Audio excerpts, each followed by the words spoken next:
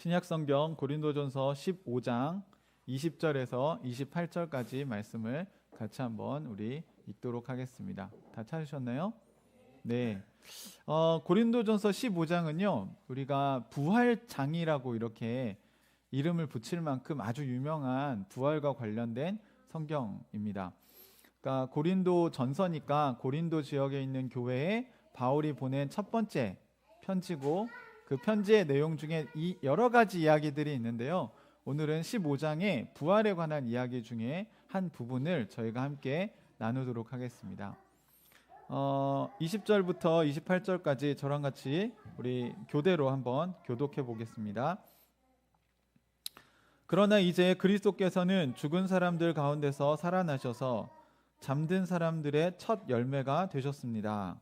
한 사람으로 말미암아 죽음이 들어왔으니 또한 한 사람으로 말미암아 죽는 사람의 부활도입니다. 아담 안에서 모든 사람이 죽는 것과 같이 그리스도 안에서 모든 사람이 살아나게 될 것입니다. 그러나 각각 제 차례대로 그렇게 될 것입니다. 첫째는 첫 열매이신 그리스도요. 그 다음은 그리스도께서 재림하실 때에 그리스도께 속한 사람들입니다.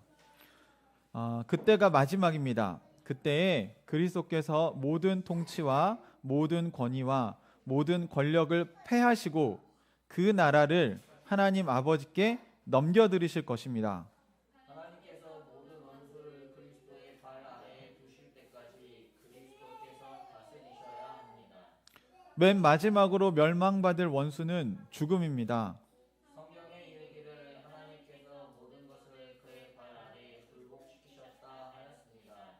모든 것을 굴복시켰다고 말할 때에는 모든 것을 그에게 굴복시키신 분은 그 가운데 들어있지 않은 것이 명백합니다. 같이 읽겠습니다. 그러나 모든 것이 하나님께 굴복당할 그때에는 아들까지도 모든 것을 자기에게 굴복시키신 분에게 굴복하실 것입니다. 그래서 하나님은 만유의 주님이 되실 것입니다. 아멘. 아마 여러분이 그냥 읽어서는 또 이게 무슨 내용이지? 이런 생각이 드실 수 있어요. 그런데 찬찬히 여러분이 성경을 다시 보시면 아마 쉽게 이해하실 수 있을 거라고 생각이 듭니다. 오늘은 부활에 대해서 이야기하는 첫 번째 시간이기도 하기 때문에 부활은 과연 사실인가? 라는 이야기로 먼저 오늘 은혜를 좀 나눠보려고 합니다.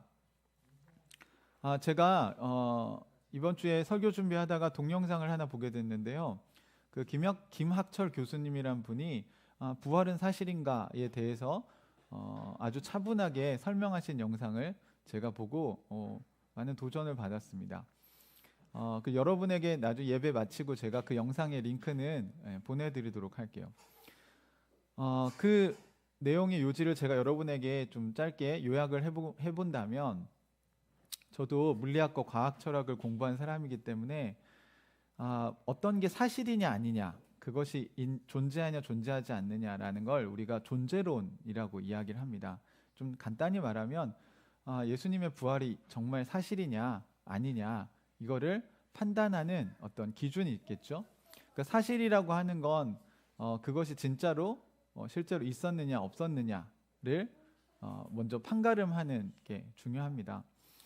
우리가 이 있냐 없냐를 따질 때 한 세 가지 정도, 또 크게는 뭐 그냥 두 가지 정도로 생각할 수 있을 것 같은데요. 하나는 객관적인 사실이고 또 하나는 주관적인 사실입니다. 객관적인 사실이라고 하는 거는 이런 거죠. 여러분이 지금 보시면 이 성경책이 보이시죠? 자, 성경책이 있는 게 사실입니까 아닙니까? 사실이죠. 그렇죠? 이거는 오감으로 확인이 가능한 경우입니다. 그러니까 이게 성경이라는 게 여러분이 실제로 볼 수 있고 저도 볼 수 있고, 그다음에 이게 자나 우리가 어떤 도구를 가지고 계량도 할 수 있고, 그러니까 오감을 통해서 이렇게 사실인지 아닌지를 확인할 수 있는 거를 객관적 사실 또는 과학적 사실이라고 얘기합니다. 이게 과학이라는 영역에서 다루는 분야라고 할 수 있죠. 그럼 지금 여러분 제가 보이시죠? 지금 제가 있는 게 사실입니까 아닙니까? 사실이죠. 이걸 객관적 사실이라고 해요. 그런데 이런 객관적 사실로 우리가 판가름할 수 없는 게 있어요. 예를 들면 이런 거죠. 저는 저희 딸을 사랑합니다. 사실입니까 아닙니까? 아니 갑자기 여러분은 제가 제 딸을 사랑하지 않는다고 생각하시는군요. 여러분 제가 저희 딸을 사랑하는 거, 여러분이 자녀들을 사랑하는 거 사실이지만 어떻게 측량이 가능하고 그 다음에 이게 우리가 증명이 가능한 건가요? 어렵죠, 그렇죠? 네, 이렇게 주장을 할 수 있어요. 나는 내 자녀를 사랑합니다라고 주장하는 게 주관적 사실이죠. 그럼 그 사랑이 실제로 있는지 없는지 어떻게 확인이 될까요? 네, 그 사람이 딸을 대하는 행동과 그 사람의 삶을 들여다보면 그것이 저 사람은 진짜로 딸을 사랑하는구나. 저 아버지는 저 자녀들을 사랑하는구나 라는 거를 알 수 있게 돼요. 이거를 뭐라고 얘기를 했냐면 상호주관적인 사실이라고 얘기를 합니다. 다시 말해서 주관적인 사실은 우리가 얼마든지 얘기할 수 있어요. 제 안엔 당신을 향한 사랑이 있습니다. 주장할 수 있죠. 사랑이 있다고 얘기를 하는 거예요. 하지만 진짜로 사랑이 있는지 없는지는 여러 사람들이 그 사람의 삶을 관찰을 해봤는데 저 사람은 정말 A라는 사람을 사랑하네 라고 확인시켜 주죠. 이래서 그 주관적 사실이 사람들을 통해서 객관적 사실이 될 수 있는 것입니다.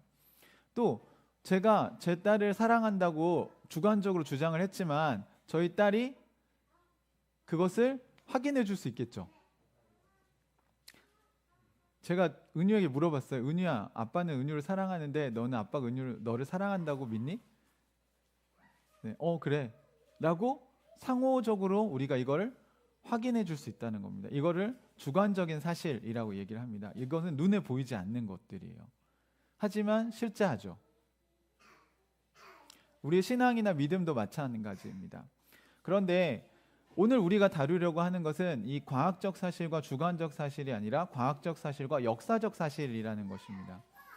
그러니까 과학적 사실은 반복도 가능하고 실험도 가능하고 측량도 가능한 것이어서 지금도 어떤 물리 법칙이라고 하는 거는 진짜로 그게 되는지를 우리가 확인하면 돼요. 예를 들어서 사과는 밑으로 떨어지는 게 정확하게 표현하면 중력의 끌어당기는 방향으로 떨어지는 거거든요. 중력의 중심 방향으로 떨어지는 건데 사과가 떨어지는 건 지금 여러분도 집에서 어떤 물건이든지 들고 놓으시면 그게 지구 중력의 중심 방향으로 떨어지는 걸 확인하실 수 있어요. 이런 걸 과학적 사실이라고 얘기를 합니다.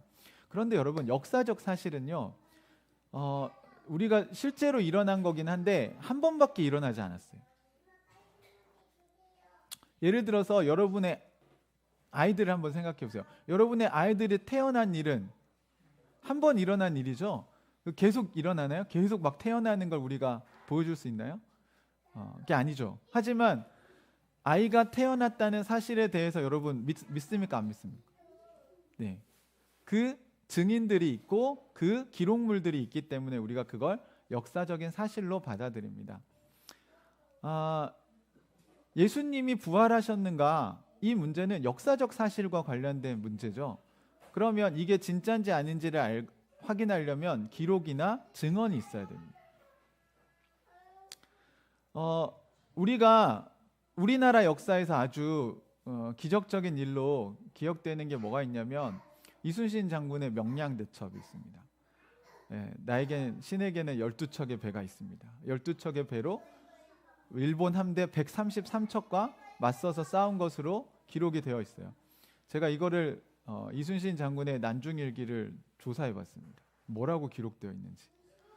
133척의 배와 12척의 배로 적들과 싸우는 장면들이 기록이 되어 있고 안위라는 그 장수가 이끄는 배와 그 당시에 그 해군의 마다시라는 일본군 그 장교의 배가 붙으면서 거기서 싸우면서 이기면서 장수가 죽게 됐고 장수가 죽게 되자 일본 해군들은 대부분 여러분 국가의 군대가 아니고요. 일본 영주의 사군들입니다. 그러니까 영주가 죽으면 이 사람들은 실업자가 돼요. 그러면서 전의를 상실하고 이 배들이 이제 우왕좌왕하는 통에 이순신 장군이 12척의 배로 거의 33척 정도의 배를 이제 격파를 하게 되고 나머지 배들은 도망을 치게 됩니다. 이게 정말 유명한 명량대첩이죠. 그러면 여러분, 제가 이렇게 의문을 제기할 수 있어요. 이 명량대첩이 실제 있었냐? 이순신 장군의 난중일기는 조작된 것이 아니냐? 라고 하면 그 역사적 사실을 입증하기 위해서 두 가지를 할 수 있다고 이 교수님이 얘기를 합니다. 하나는 그 사실이 없었다고 가정을 해보자. 없었다고 할 때 그 이후의 일들이 잘 설명이 되는지, 아니면 있었다고 할 때 그 나머지 증거나 기록들에 대한 설명이 잘 되는지를 보면 우리는 합리적으로 그것을 역사적 사실이구나라고 받아들이게 된다는 것입니다. 이순신 장군이 실제 있었냐 없었냐? 이순신 장군이 없었다고 한번 가정을 해보자는 거예요.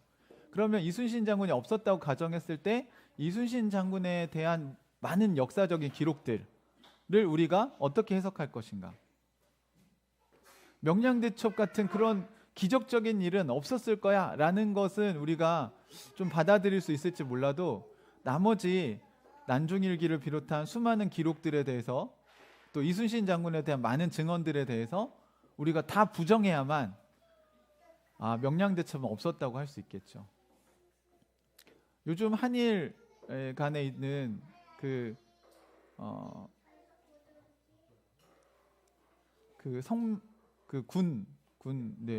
위안부 문제도 많은 증인과 또 증언들이 있는데 실제로 살아있는 사람들도 있죠.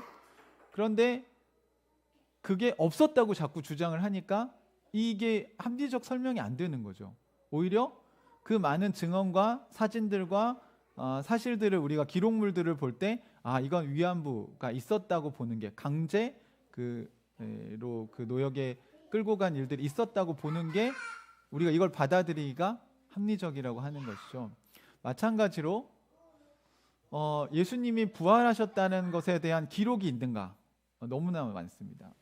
성경의 사본은 25,000권이 넘는 사본이 있는데, 이거를 이제 제가 그 컴퓨터에 검색해 보니까 일리아드 오디세이가 있잖아요. 오디세이가 일리아드가 그나마 역사적으로 굉장히 진본과 사본이 차이가 거의 없는 걸로 많이 받아들여지는데요.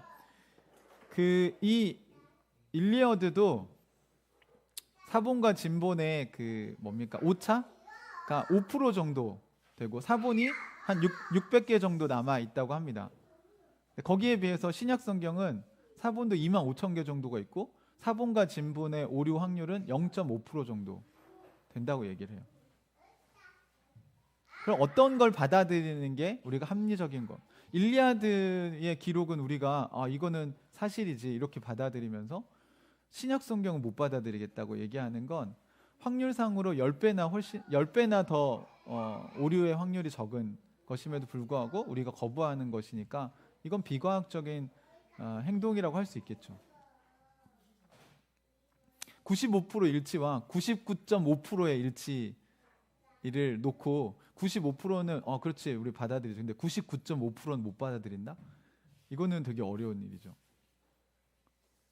또한 우리가 이제 이번 주에 계속 살펴보게 될 부활의 증인들이 있습니다. 그들의 증언들이 있어요. 예를 들어서 제자들이 예수님이 십자가에 달리실 때 이제 이 신약 성경의 기록을 만약에 우리가 99.5%의 그 사본과 진본의 그 오차가 없다고 본다면, 그 제자들에 대한 이야기들이 있잖아요. 네, 제가 막 이 얘기를 하고 있는데 지금 기록물 박사님이 보고 계시니까 참 갑자기 제가 줄어드는 느낌이 드네요. 여러분, 베드로나 그 제자들이 예수님 십자가 달리실 때 어떻게 했냐면 다 자기 살겠다고 도망갔어요. 우리가 겁쟁이라고 말하기에는 너무 평범한 사람들이라고 생각이 들어요. 아마 우리도 그런 상황이 되면 목숨 걸고 지키는 게 쉽지 않을 거예요. 혹시 여러분, 제가 죽어야 되는데 여러분 목숨 걸고 저를 지켜주실 수 있을까요? 네, 쉽지 않겠죠, 그죠? 그런데 이 사람들이요, 예수님이 부활했다는 사실을 우리가 없다고 가정한다면 사도행전에서 그들이 목숨 걸고 죽어가는 장면들이 해석이 어렵습니다.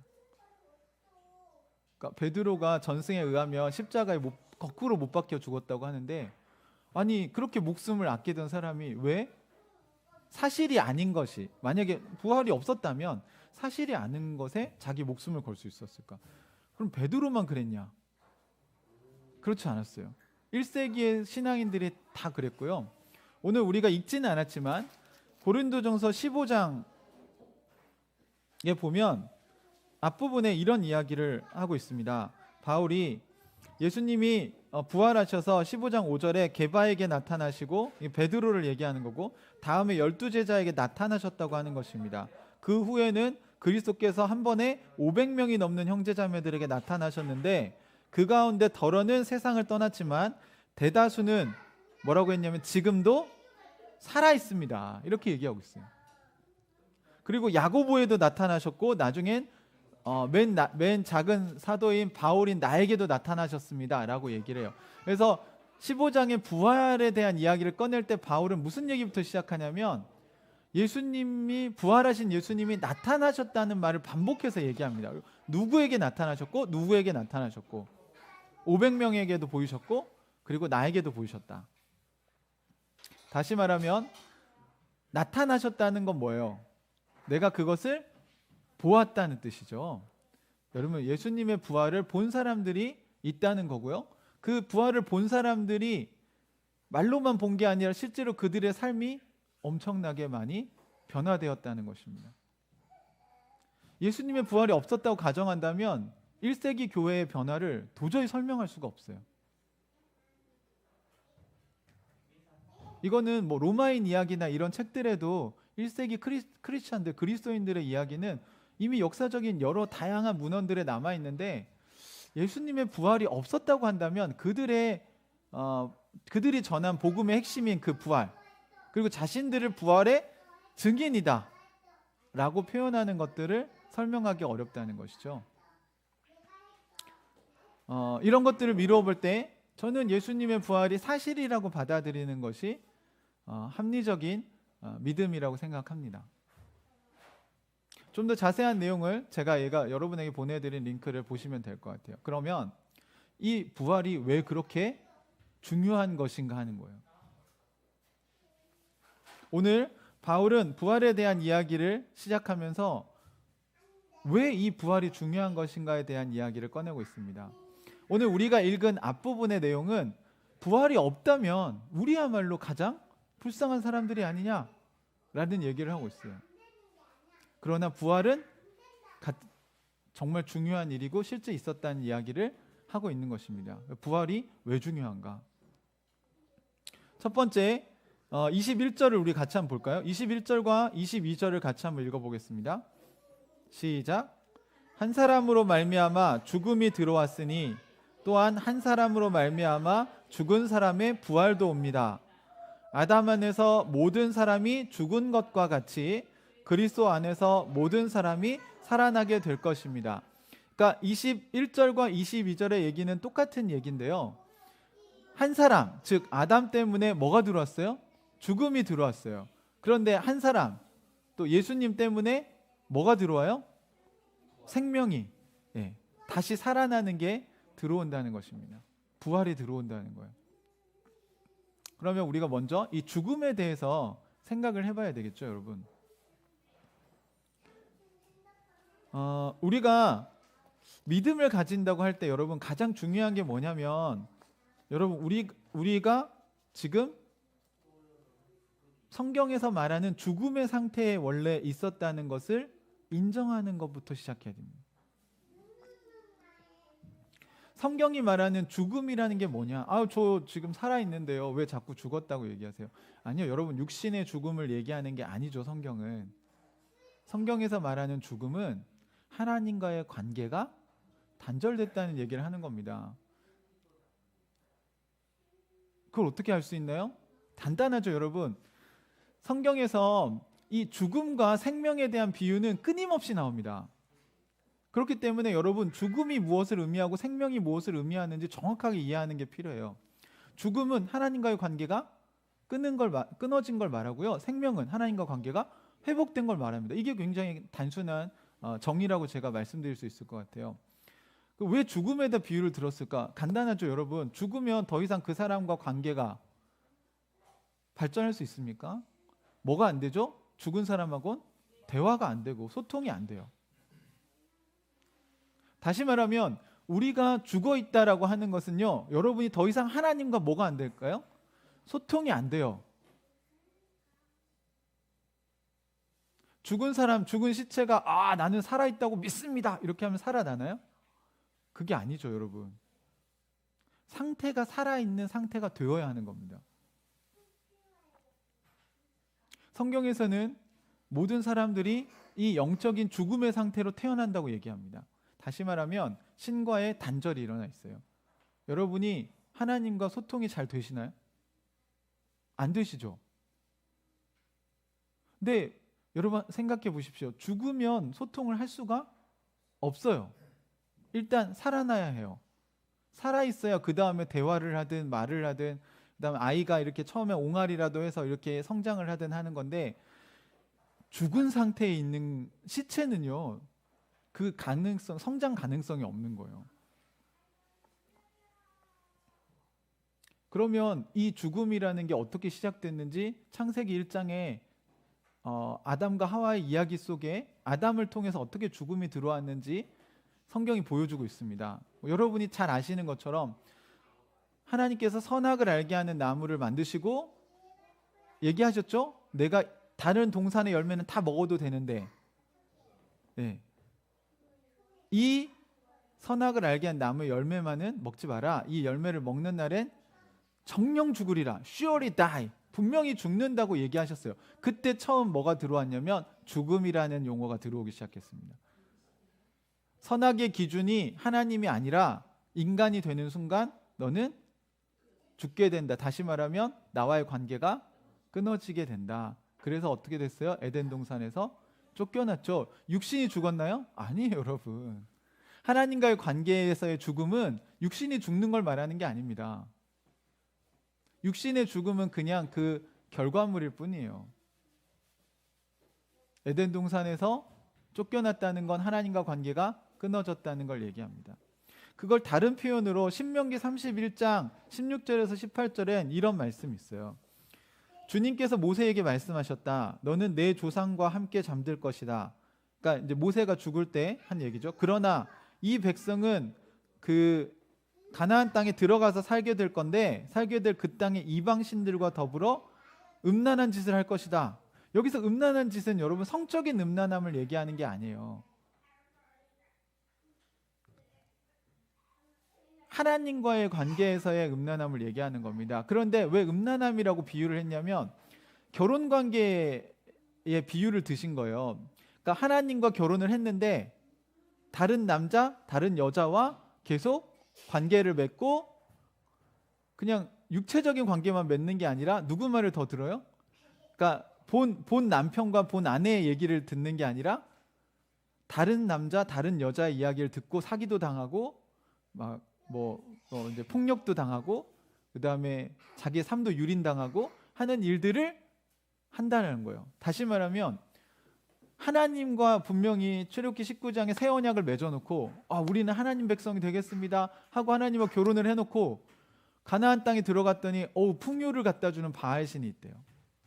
그다음에 다산을 주는 또 아세라 신이 있대요.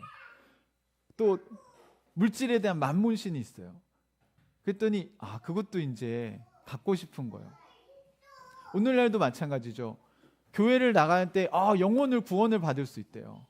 우리는 하나님은 어디에서만 쓸모가 있냐면 천국 갈 때만 필요한 거예요. 나머지 이 세상에 살 때 뭐가 필요합니까? 네, 바알과 아세라가 필요해요. 돈도 필요하고 이것도 필요하고 성적인 쾌락도 필요하고. 그러니까 여러분이 어떤 걸 판단할 때 여러분의 삶의 모든 영역에서 하나님이 주인이 되시는 게 아니라 교회에서 신앙생활 할 때만 주님이시고요. 나머지는 다 여러분이 알아서 하는 거예요. 애들 교육도 내가 알아서, 직장도 내가 알아서, 돈을 쓰는 것도 내 마음대로, 돈을 버는 것도 내 마음대로.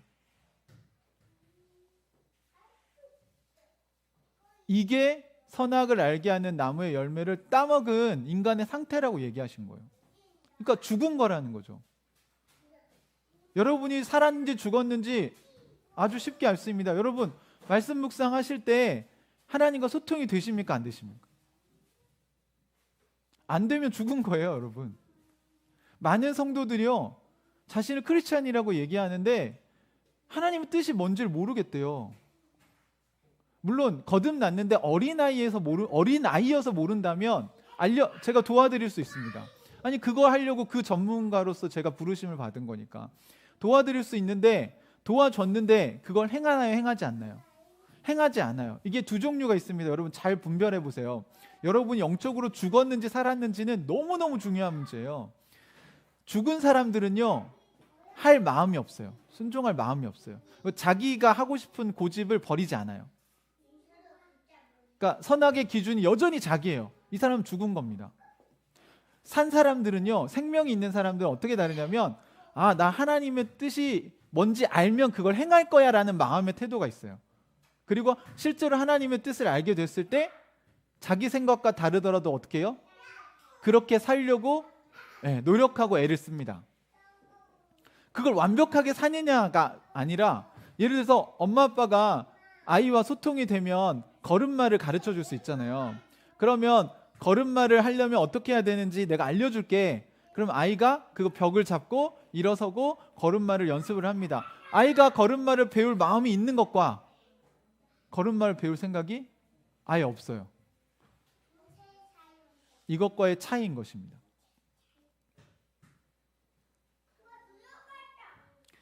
여러분, 성경에 있는 구절들은 하나님이 우리를 사랑하신데, 여러분 그거를 여러분이 막 주장을 하실 때가 있잖아요. 하나님이 우리를 사랑하신데, 그런데 이게 교리적인 믿음이 되면 죽은 거예요. 다시 말하면 하나님이 사랑하신데 그러니까 난 아무렇게나 살아도 돼, 이렇게 얘기하면 하나님과 소통이 되는 겁니까? 안 되는 거죠.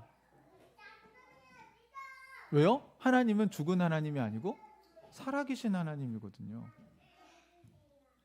하나님이 죽었거나 여러분이 죽었거나 그러면 소통이 안 되죠.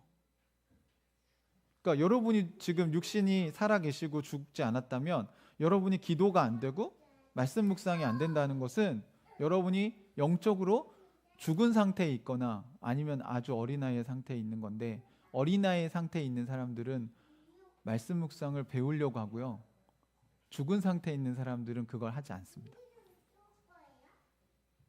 왜요? 죽은 사람은 더 이상 먹지 않아도 괜찮거든요. 시체니까. 근데 살아있는데 여러분 배고픔을 느끼지 않는다고요? 말씀을 먹지 않고 어떻게 살 수 있습니까? 그 영적으로 죽은 거죠. 여러분 이거 심각하게 받아들이셔야 됩니다. 교회에 나온다고 해서 다 살아있는 게 아니에요, 여러분. 정말 슬픈데 죽어있는 성도들이 그냥 교회라는 옷만 입고 있는 것 같아요. 성경을 읽는데 여러분 하나님과 소통이 안 되고 말씀이 이해되지 않고 깨달아지지 않으면요, 그것만큼 여러분이 답답해 하셔야죠. 말씀을 알아야 돼. 하나님 무슨 뜻이 뭐지? 이렇게 정말 안타깝게 생각하시면서 하나님과 소통하는 법을 어떻게든 배우셔야 됩니다, 여러분. 에베소서에 보면 우리가 하나님과의 관계가 깨어진 게 어떤 상태인지를 보여주는데요, 허물과 죄로 죽었던 사람들이라고 나옵니다.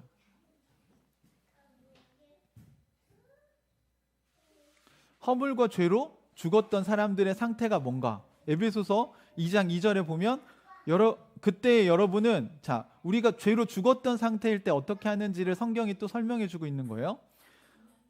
허물과 죄 가운데서 이 세상의 풍조를 따라 살고 공중의 권세를 잡은 통치자 곧 지금의 불순종의 자식들 가운데서 작용하는 영을 따라 살았습니다.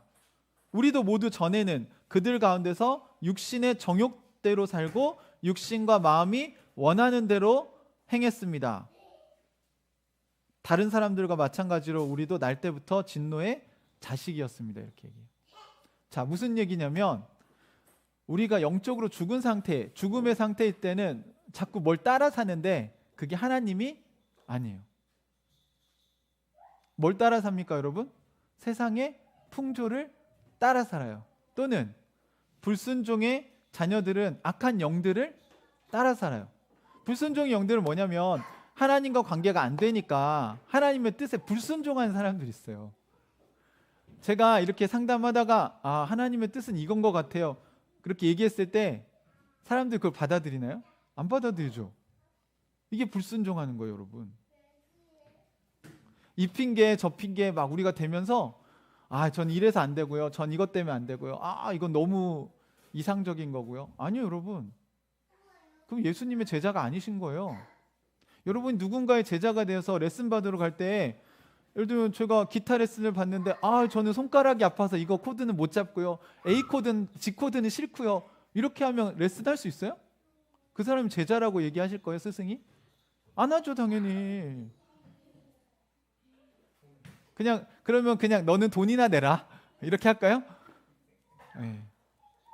사랑하는 형제자매 여러분, 우리가 스승에게 뭘 배울 때도요, 자기중심성을 내려놓지 않고 배울 수가 없습니다. 그건 배울 생각이 없는 거예요. 근데 하물며 온 우주를 만드신 하나님을 우리가 섬기는데 하나님한테 이거는 내가 순종할 거고요, 이건 순종 안 할 거예요. 예를 들어서 11조 얘기만 해도 그렇습니다.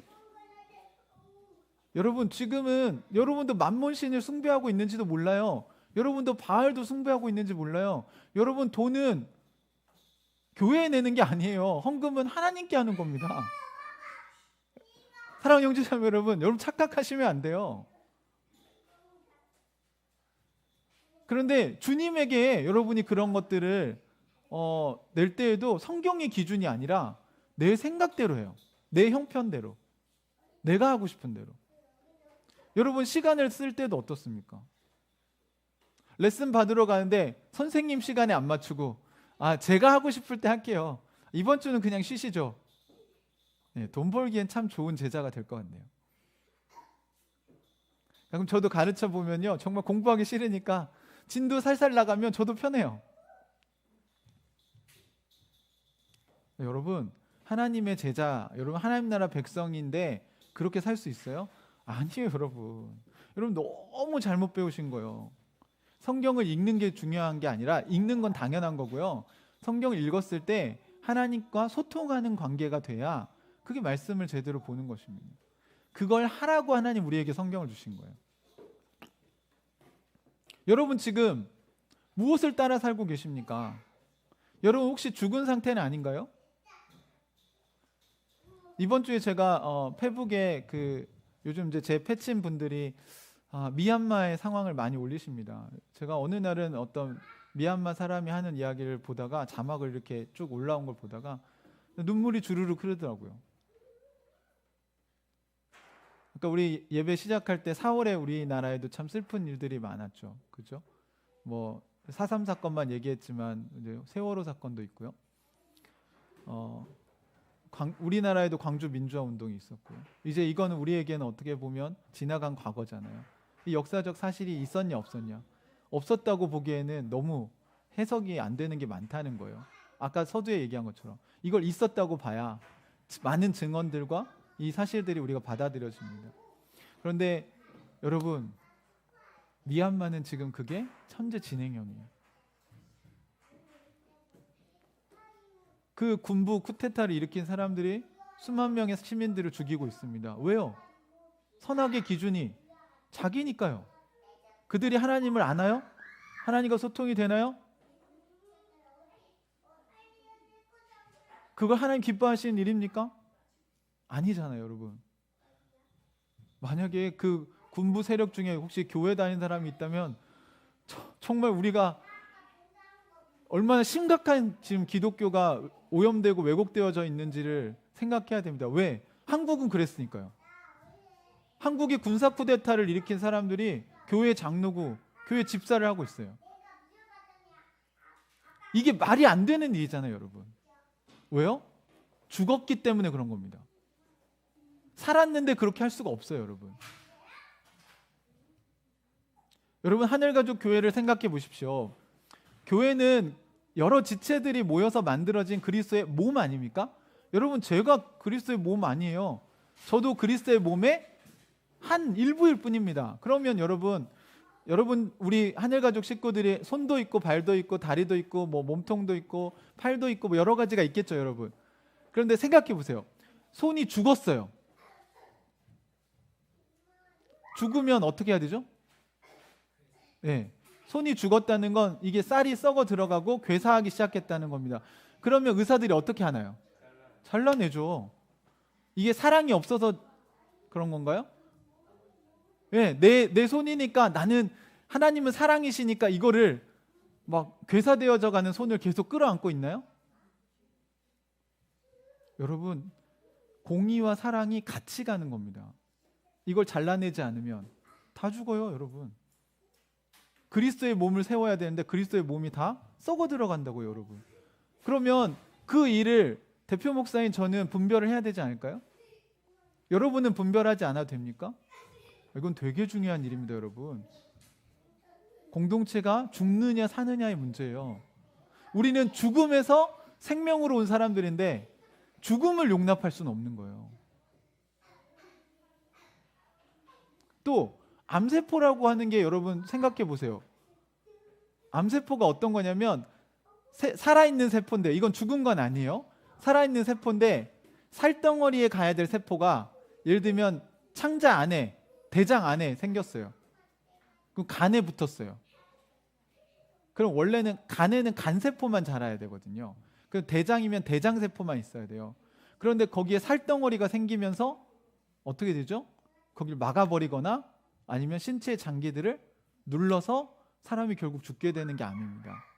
그러면 여러분, 암세포는 살아있는 세포지만 본인이 가야 될 자리에 가지 않았기 때문에 제거해야 되는 거예요.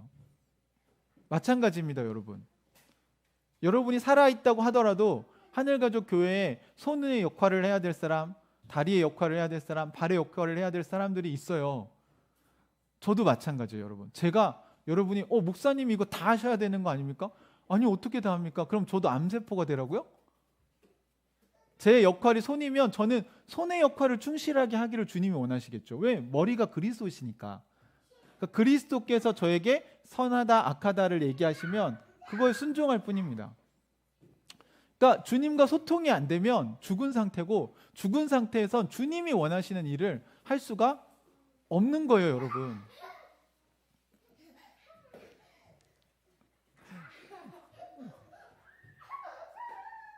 사랑하는 형제자매 여러분, 주님과 소통이 됐느냐 안 되느냐, 이거는 여러분이 살아있느냐 죽었느냐의 문제입니다. 한국교회가 이걸 너무 강조하지 않았어요. 진짜 중요한 걸 하지 않았어요. 마치 돈만 내고 그냥 레슨만 들으러 오고 적당히 하는 사람들을 원해요. 그래야 이 선생님의 실력이 드러나지 않으니까.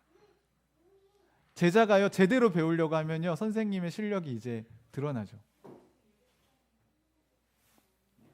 결국은 이렇게 더 이상 헌신하고 싶지 않은 성도들과 그다음에 그거를 강요하고 싶지 않은 사역자들 사이에 한국교회는 병들었고, 결국 괴사 상태에 지금 이른 게 아닌지 모르겠습니다. 거기에 익숙하다 보니까 여러분, 하늘가족교회에 와서도 신앙생활을 그렇게 하시려는 분들이 계신 것 같아요. 이게 편하잖아요, 여러분. 아마 당장 지금 우리 다음 주부터 새벽기도 합시다 이렇게 하면 다들 힘들어하실 것 같은데요. 여러분 기쁘신가요? 어떠세요? 제가 줌이었으면 지금 얼굴 표정을 다 봤을 텐데, 여러분 우리 특별 새벽기도 합시다, 부활주의를 맞이하여 이렇게 하면 다들 힘들어하시나요? 그건요, 여러분 기도의 맛을 본 적이 없기 때문에 그래요. 그리고 여러분 자신에 대해서 잘 모르기 때문에 그래요. 여러분 그렇게 안 하면 여러분 기도 안 하시잖아요. 그렇죠? 우리가 살아있지만 우리가 같이 공동체가 함께하지 않으면 어려워요, 여러분. 지난 한 달간 제가 첫 주에 복근 운동 하자고 말씀드렸죠. 얼마 정도 하셨습니까? 아마 꾸준히 하신 분은 진짜 개인의 의지가 강하거나 아니면 주변에서 같이 해줬거나. 예, 저도 매일 이렇게 오늘 푸시업 30회 했습니다. 이렇게 같이 단톡방에 올리고 같이 이렇게 하니까 한 달 동안 이걸 할 수 있었어요. 여러분 말씀 묵상이 지금 사도행전이 90일이 넘어갔어요. 지금 90 며칠째죠? 어제 90 제가 한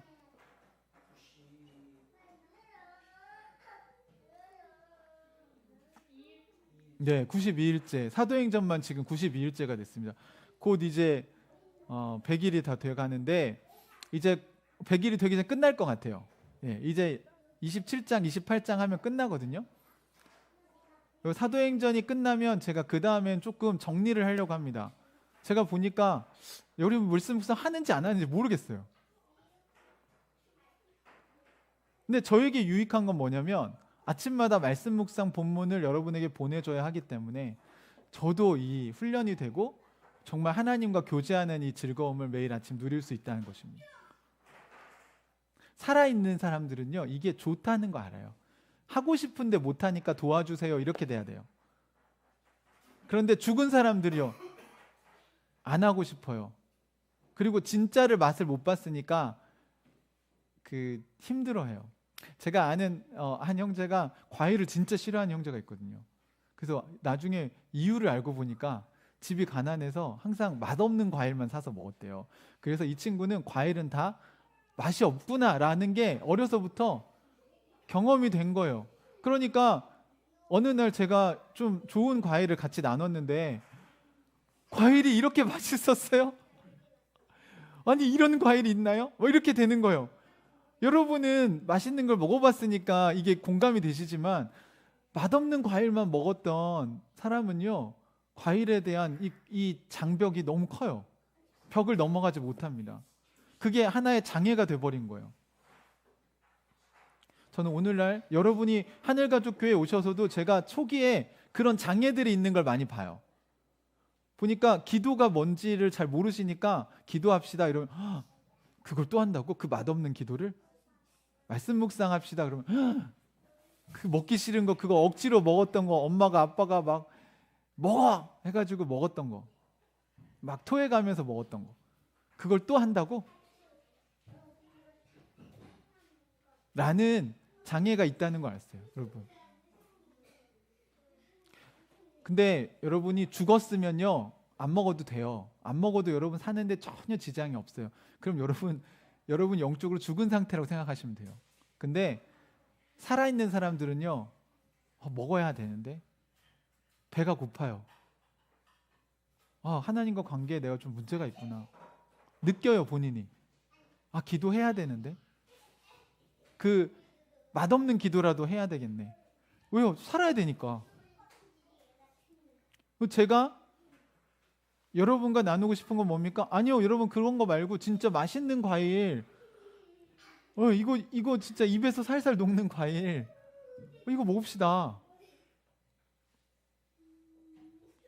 그 맛을 여러분이 봐야, 정말 좋은 재료로 만든 좋은 음식을 먹어봐야 여러분이 이거 먹자는 거구나 이렇게 되겠죠. 여러분 이번 주에 저랑 같이 스테이크 최고급 레스토랑에 가서 우리 스테이크 먹읍시다. 매일 저녁에 제가 쏠 테니까 우리 다 같이 안심 스테이크 먹읍시다. 여러분 그러면 그걸 먹어본 사람들 어떻게 반응할까? 네, 그게 정상이죠. 와, 이번 주 특별이구나. 목사님 어디서 뭐 돈벼락을 맞으셨나? 그래서 여러분이 먹으러 가자고 했을 때 즐거워하고 기뻐하고 하는 건 뭐예요? 그걸 먹어본 적이 있기 때문에 그런 거예요. 근데 맨날 스테이크라고 먹어본 게 막 진짜 싸구려 고기에 막 질기고 제대로 구워지지도 않고 막 냄새 나고 그런 걸 먹었다면 스테이크 먹으러 갑시다 그러면 그냥 저는 밥이랑 김치 먹을래요 이렇게 되는 거죠. 사랑하는 형제자매 여러분, 죽어 있는지 살아 있는지 반드시 구분하셔야 됩니다. 바울은 예수께서 부활하신 이유가 이것이라고 얘기합니다. 아담 때문에 우리가 다 죽어 있었는데 한 사람 예수 그리스도 때문에 우리는 다 어떻게 됐다고요? 다시 살게 되었다고요. 그러면 다시 정리해 보세요, 여러분. 죽음은 하나님과의 관계가 단절된 상태예요. 하나님과 소통이 안 되니까 뭘 따라서 삽니까? 내 생각대로 또는 세상의 풍조를 따라서 또는 악한 영들이 얘기하는 것을 따라서 삽니다. 여러분은 모르지만 여러분은 여러분의 자유이고 내가 원하는 걸 하고 있어라고 생각하시죠? 아니에요, 여러분. 여러분은 지금까지 살아오면서 여러분이 경험한 세상의 풍조를 따라 사시는 거예요. 노예가 되신 거예요, 여러분. 여러분 이리저리 끌려다니고 계신 거예요. 정신 똑바로 차리십시오, 여러분. 지금 주님이 여러분을 이끌고 계신 게 아니라면 여러분은 세상의 풍조를 따라 살고 있는 것입니다. 그거에서 생명으로 갔다는 건 뭐예요? 하나님과 관계가 끊어져 있다가 이제 하나님을 볼 수 있게 된 것입니다. 성경에 이런 표현도 있죠. 신명기에 보면 하나님께서 얼굴을 돌리셨어요. 그래서 내 얼굴을 그들에게서 숨길 것이다 이렇게 표현을 해요. 이게 어떤 거냐면요, 부부가 서로 사랑하는데 싸웠어요. 싸우면 얼굴을 어떻게 해요? 돌리죠. 그 상태인 거예요. 이게 성경에서 말하는 관계의 단절이에요. 그러면 회복된 건 어떤 겁니까? 다시 얼굴을 보는 거죠. 그래서 시편 역대하 7장 14절에 보면 내 이름으로 일컫는 나의 백성이 스스로 겸손해져서 기도하며 나를 찾고 악한 길에서 떠나면 내가 하늘에서 듣고 그 죄를 용서하여 주며 그 땅을 다시 번영시켜 주겠다. 이제 이곳에서 드리는 기도를 내가 눈을 뜨고 살필 것이며 귀담아 들을 것이다. 관계가 회복될 것이라고 얘기한 거죠. 또 67편 1절, 시편 67편 1절에 보면 하나님은 우리에게 은혜 베푸사, 여러분이 잘 아시는 구절이에요. 복을 주시고, 여기까지만 보시면 그 뒤에 그의 얼굴빛을 우리에게 비추사. 이게 더 중요한 얘기예요, 여러분. 그러니까 복을 베푸는 게 중요한 게 아니고 그 뒤에 우리에게 얼굴을 어떻게 하냐고요? 비추신다고요. 새번역은 뭐라고 번역했냐면 주님의 얼굴을 환하게 우리에게 비춰주시사. 이렇게 딱 보면 알잖아요. 표정을 보면 얼굴이 환하다는 거예요. 그러니까 여러분이 관계가 회복되고 좋은 사람을 만날 때 얼굴 표정이 어떻습니까? 얼굴이 환해지죠. 그거예요, 여러분. 근데 관계가 안 좋은 사람은 얼굴빛이 어떻게 변해요? 굳어지고 어두워지잖아요. 지금 여러분이 처음에 우리가 태어났을 땐 전부 다 어떤 상태였냐면 하나님과 얼굴이 어두워지고 굳어진 관계였다는 거예요. 그러다 보니까 대화가 돼요, 안 돼요? 안 돼요. 또 하나님을 찾아요, 안 찾아요? 안 찾아요. 아니, 불편한 사람을 우리가 찾습니까? 안 찾죠. 여러분, 그 관계를 손절하게 되면 찾아요, 안 찾아요? 안 찾죠. 우연이라도 만나기 싫죠. 그러니까 사람들은 하나님 얘기만 꺼내도 싫은 거예요. 그런데 문제는 뭐예요? 하나님이 없으니까 이제 자기 주관에 옳은 대로, 자기가 볼 때 선한 대로 살다 보니까 세상이 어떻게 돼요? 엉망이 되고 깨어지기 시작한 거예요. 여러분, 미얀마 군부는 자기들이 볼 땐 이게 선이라고 생각할 거예요. 왜요? 그게 본인들한테 좋으니까. 그 총알에 시민들, 어린아이들이 죽어 나가도 악이라고 생각해요? 아니요. 그들이 악이라고 생각하겠죠. 여러분, 이렇게 무서운 겁니다. 이거는 이렇게 여러분이 미얀마 사태를 보면서 그거는 정말 내가 그 정도는 아니지라고 생각하실지 모르겠지만 집에서 여러분 아이들에게 폭군이 되실 수 있고요. 남편과 아내에게 엄청난 스트레스와 여러분 상처를 주실 수 있어요. 여러분 피해자라고만 생각하세요? 여러분 이 땅에 피해자만 있진 않아요. 피해를 받은 사람들은 또 가해를 해요. 누구한테? 자기보다 약한 사람이. 여러분이 그 상처에서 벗어나지 못하면 그 상처로 또 아이들에게 똑같이 가요, 여러분. 예수를 믿었지만 생명을 얻은 게 아니라 여전히 죽은 상태로 살아간다는 거예요. 죽음의 나라에 속해서 살지 마시고 생명의 나라에 속해서 사십시오. 그것이 복음입니다. 그걸 보여주시려고 예수님이 죽으셨다가 다시 살아나신 거예요. 누구 때문에? 우리의 죄 때문에 죽으셨다고 나오잖아요. 바울이 얘기하잖아요. 죽은 사람들에게서 이제 다시 살아난 첫 열매가 예수님의 부활이라는 겁니다, 여러분. 샘플을 보여주셨다는 거예요. 우리는 더 이상 죽음의 지배를 받지 않고 부활의 지배를 받는 사람들로 바뀌었다는 겁니다. 23절을 한번 보시겠어요? 아담을 통해서 죽음이 들어왔지만 예수님을 통해서 부활, 다시 사는 생명이 들어왔습니다. 자, 23절 같이 읽어봅시다. 시작. 그러나 각각 제 차례대로 그렇게 될 것입니다. 첫째는 첫 열매이신 그리스도요. 그 다음은 그리스도께서 재림하실 때에 그리스도께 속한 사람들입니다. 다 부활합니까? 아니요. 여기 보면 22절에 아담 안에서 모든 사람이 어떻게 됐어요? 죽었어요. 그러니까 아담 안에서 다 죽었어요. 인 아담. 근데 아담이 무슨 뜻이냐면 사람이란 뜻이에요. 그러니까 사람들 안에서는 어떻게 됐어요? 다 죽었어요. 그런데 그리스도 안에서는 어떻게 됐어요? 모든 사람이 살아날 수 있다는 가능성에 문이 열린 겁니다, 여러분. 여러분 이걸 잘 보세요. 그리스도 안에 있어야 살아나는 거예요. 그리스도 안에 있으면 살아났으니까 뭐가 될 거예요? 하나님이랑 소통할 수 있는 생명을 가진 게 되는 겁니다. 그래서 부활할 때 그리스도께서 먼저 부활하셨어요. 그리고 그리스도께서 재림하실 때에 누가 다시 살아납니까? 부활합니까? 그리스도께 속한 사람들. 여러분 이 소망이 있으신가요? 인생 죽으면 끝입니까? 아니요. 아니죠. 여러분 죽으면 끝이면요. 바울도 얘기해요. 이 땅에서 잘 먹고 잘 살아야지. 뭔 소리냐? 뭔 헌신이고 뭔 하나님 나라고 뭔 희생이고 그게 무슨 의미가 있어요? 다 죽을 건데 죽으면 끝인데 네, 부어라 마셔라. 돈 벌어서 다 어떻어요? 여러분들이 하고 싶은 일에 다 쓰셔야죠. 이것은 죽은 사람들의 삶이라는 거예요. 그들은 죽음이 끝이기 때문에 그렇습니다. 그런데 우리에겐 뭐가 있습니까? 부활의 소망이 있어요. 죽음이 끝이에요? 아니에요? 아니에요. 여러분이 아는 유명한 구절 있죠. 나사로의 무덤 앞에서 예수님이 하신 얘기요. 내가 곧 부활이요 생명이니 나를 믿는 자는 죽지 않겠고 또 무릇 살아서 나를 믿는 자는 영원히 죽지 않을 것이다.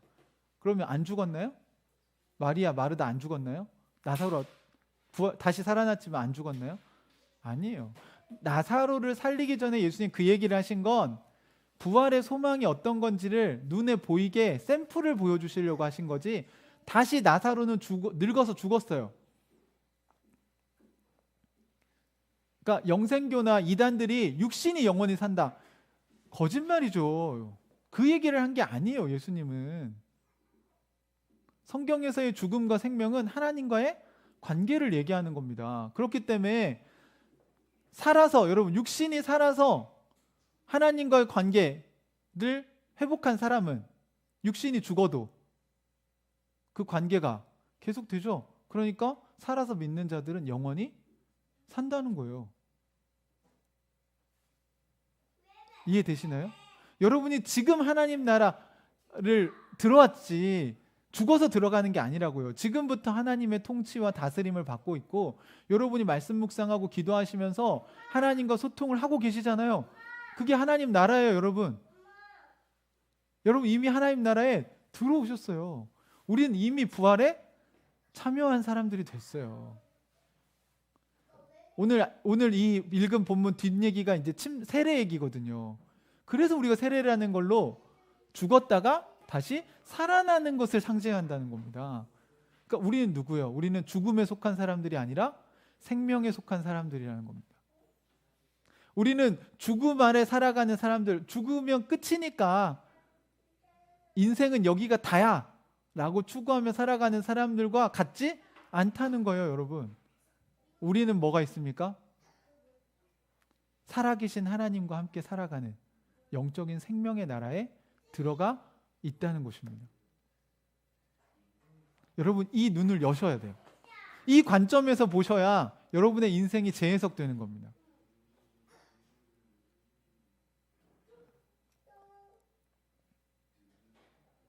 갈라디아서 2장 19절에서 20절 아주 유명한 말씀 있죠. 내가 율법과의 관계에서 율법으로 말미암아 죽어버렸습니다. 그것은 내가 하나님과의 관계 안에서 살려고 하는 것입니다. 내가 그리스도와 함께 십자가에 못 박혔습니다. 이제 살고 있는 것은 내가 아닙니다. 그리스도께서 내 안에 살고 계십니다. 내가 지금 육신 안에 살고 있는 삶은 나를 사랑하셔서 나를 위하여 자기 몸을 내어주신 하나님의 아들을 믿는 믿음 안에서 살아가는 것입니다. 무슨 얘기입니까? 이제 나는 예전에 나를 지배하던 것들에 대해서는 어떻게 됐다고요? 죽었다고요. 그것과 소통해요, 안 해요? 안 한다고요. 옛날엔 돈의 지배를 받았지만 이젠 돈과 소통하지 않아요. 이젠 돈이 나한테는 다스려야 될 도구이지 내가 다스림을 받을 게 아니라고요. 그거 가지고 내가 부동산을 할 거냐, 주식을 할 거냐, 이걸 돈을 가지고 판단하지 않는다고요. 이사를 갈 때 하나님이 나에게 어디로 가기를 원하시는가지, 저기로 이사 가면 집값이 오를 건가 안 오를 건가, 이걸 보고 이사를 가는 게 아니라고요, 여러분. 예전에는 그거에 맞춰서 사는 게 세상에서 지혜로운 방식이었죠. 하지만 지금은요, 아니에요. 이제는 주님이 원하시는, 우리 공동체가 같이 살아야 되겠다. 그러면 당연히 직장도 바꿀 수 있는 거죠. 예전에는요, 더 돈을 많이 주는데 더 좋은 직장, 내가 더 명예로운 곳을 향해서 살았어요. 근데 지금은 그게 아니라는 거예요, 여러분. 여러분, 그런 사람들이 없을 것 같으세요? 저는 정말 많은 사람들의 간증을 들었습니다. 간증은 성공한 간증들이 아니에요. 제가 들었던 간증들은 다 예를 들면 서울 대기업 회사원인데 서울 본사에서 오라고 해서 승진할 수 있는 기회인데 지방에 있는 자기 공동체 때문에 죄송합니다, 저는 이 지역 본부에서 그냥 계속 일을 하겠습니다. 그러면 출세도 못하죠. 돈도 별로 많이 벌지 못하죠. 더 좋은 교육의 기회도 있을 수 있죠. 그럼에도 불구하고 이 사람은 돈이 중요한 게 아니라는 거예요. 세상에서 성공하는 게 중요한 게 아니라고 하는 건요, 그냥 무조건 다 거부하며 살아라 라는 뜻이 아닙니다, 여러분. 우린 당연히 실력을 쌓아야 하고, 저는 여러분이 하는 일 모든 분야에서 전문가가 되시기를 바랍니다. 그게 주님이 원하시는 일이에요. 그런데 그것만 우리의 삶의 목표는 아니라고요. 여러분이 섬기는 이유가 뭐예요? 이 세상을 우리가 사랑하기 때문이죠. 여러분, 우리가 당장 미얀마에 가서 그 사람들 구하는 일을 할 수 없을지 몰라요. 하지만 기도할 수 있습니다. 저는 한국 교회가 수능을 위해서 새벽 기도하기보단 미얀마를 위해서 새벽 기도하는 교회가 되기를 기대하고 있습니다. 그렇게 될 때야말로 죽은 괴사된 교회가 생명의 피가 흐르는 교회로 거듭나게 될 거라고 생각을 해요. 사랑하는 형제자매 여러분, 먼저 그러려면 여러분이 살아셔야 됩니다. 여러분 안에 예수 그리스도의 피가 흘러야 됩니다. 돈의 피가 흐르면 안 되고요. 여러분, 세상에 대한 두려움이 여러분을 잠식하면 안 되고요. 코로나19, 우리 방역지침 지키고 조심해야죠. 하지만 코로나19 때문에 여러분 신앙생활도 제대로 하지 않는 걸 정당화하거나 여러분의 게으름을 정당화하시지 마십시오. 말씀 묵상하는 건 코로나19랑 아무 상관없고요. 전화로 교제하는 거 코로나19랑 아무 상관없습니다. 기도하는 거 코로나19랑 아무 상관없어요.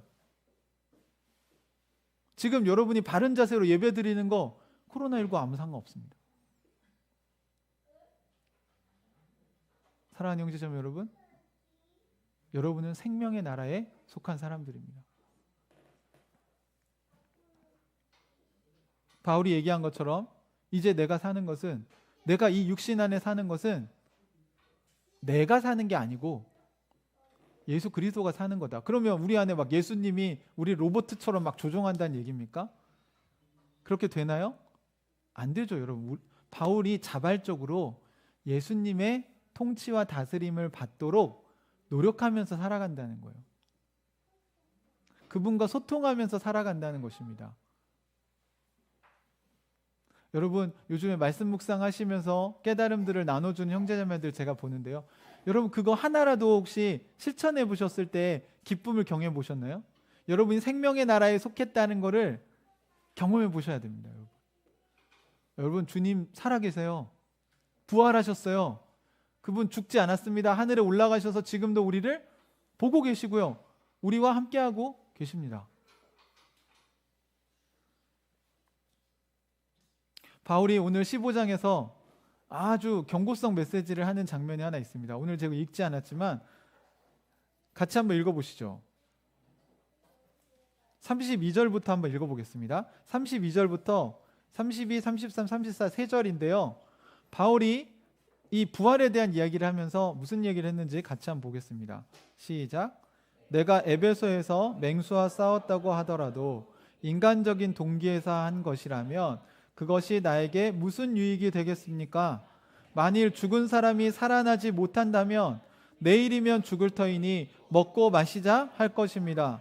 속지 마십시오. 나쁜 동무가 좋은 습성을 망칩니다. 똑바로 정신을 차리고 죄를 짓지 마십시오. 여러분을 부끄럽게 하려고 내가 이 말을 합니다만 여러분 가운데서 더러는 하나님을 아는 지식이 없습니다. 여러분, 고린도 교회 성도들 향해서 바울이 얘기하는 겁니다. 내가 여러분 부끄럽게 하려고 하는 얘기예요. 여러분 중에는 하나님을 아는 지식이 없는 사람들이 있습니다. 왜요? 그들의 특징이 뭐예요? 마치 부활이 없는 것처럼 먹고 마시자, 인간적인 동기에서 산다는 거예요. 여기 맹수와 싸운다는 게 무슨 얘기냐면 글래디에이터 이런 거 보면 순교당하는 걸 말하는 거예요. 근데 그 맹수들 틈에 가는 게 인간적 동기. 내가 얼마나 신앙이 좋은지 한번 보여주지. 나는 이런 순교를 하는 성직자야 라는 동기로 한다면 이게 무슨 의미가 있냐고요. 그 개죽음이죠. 그냥 없어요. 그런 사람은 부활도 없어요, 여러분. 그런데 많은 순교자들이 맹수 앞에서 왜 그렇게 죽어갑니까? 왜 그 맹수 앞에서 그냥 재물이 되어갑니까? 부활이 있기 때문에 그런 거예요. 이게 하나님 나라로 들어가는 거라고 믿기 때문에 그런 겁니다.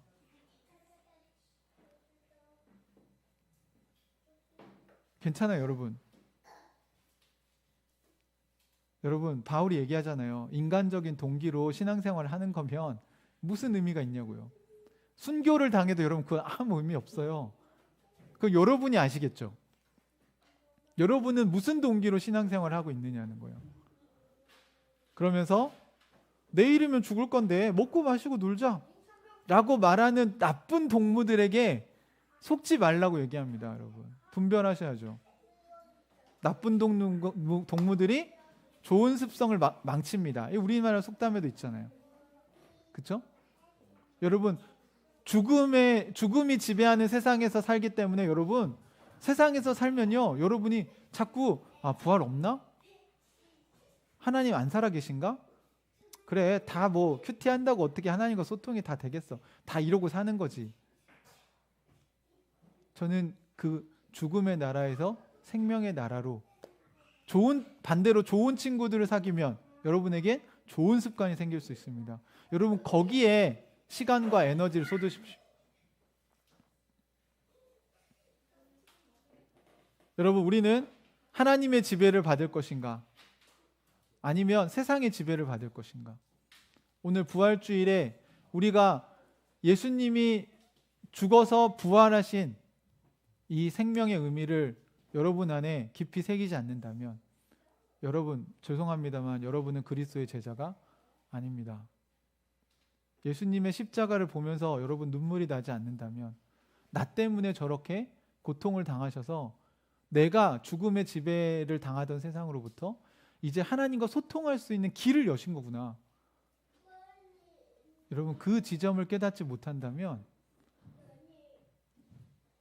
여러분, 예수님의 십자가를 너무 쉽게 생각하시는 거예요. 여러분, 왜 성도들에게 부활주일이 기쁨의 주일인지 아십니까? 우리도 그렇게 될 것이기 때문입니다. 우리가 왜 모여서 주일에 예배드리는지 아십니까? 예수님의 부활을 기념하기 위해서 안식일이 아니라 주일로 바뀐 겁니다. 여러분, 우리는 부활의 소망을 가지고 생명의 나라에서 주님과 소통하는 일에 최선을 다하면서 사시기를 주님의 이름으로 축복합니다. 같이 기도하겠습니다. 사랑하는 형제자매 여러분, 여러분은 세상과의 관계에서 죽으셨나요? 더 이상 세상이 여러분을 막 찔러도 소통이 안 되고, 세상이 여러분을 유혹해도 그거는 이제 내가 따를 길이 아니지. 여러분이 따라가야 될 분은 예수 그리스도시. 성령님과 소통하셔야 됩니다. 오늘 이 아침에 여러분이 죽음의 지배에서 벗어나 생명의 나라를 누리는 아침이 되기를 원합니다. 이 예배가 생명의 예배가 되기를 주님의 이름으로 축복합니다. 여러분, 주님 저를 살려주십시오. 주님 이 땅에서 담대하게 살게 해주십시오. 주님과 소통할 수 있게 도와주십시오. 아니 또 여러분, 주님께 감사합니다. 주님, 저를 이렇게 생명의 나라로 들어오게 해주셔서 제가 이렇게 하나님과 소통할 수 있는 놀라운 특권과 축복을 주셔서 감사합니다. 주님과 우리 같이 기도하는 시간 갖겠습니다. 같이 기도합시다.